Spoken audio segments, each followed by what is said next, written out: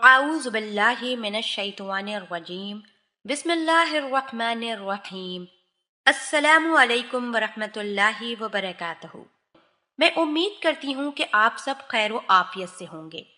मेरी दुआ है कि अल्लाह पाक आप सबको खैर व आफियत से रखें, आमीन।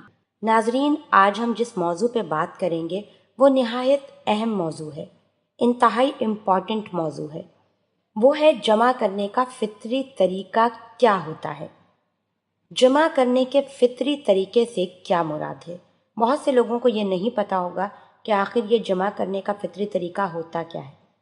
जमा करने का असल में फितरी तरीका ये है कि मर्द ऊपर रहे और औरत नीचे रहे, क्योंकि सारे हैवानात इसी फितरी तरीके पर अमल करते हैं।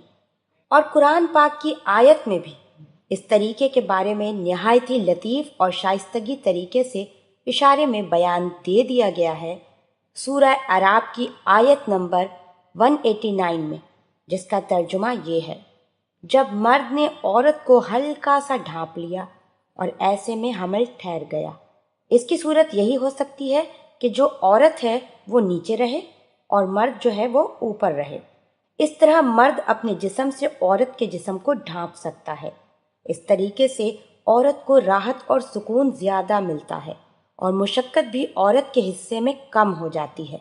ऐसे में हमल का इस्तदाल भी बढ़ जाता है। नाजरीन, आज के लिए बस इतना ही। अल्लाह पाक हम सबको दीन की समझ अता फरमाए और उसके मुताबिक ज़िंदगी बसर करने की तौफीक अता फरमाए।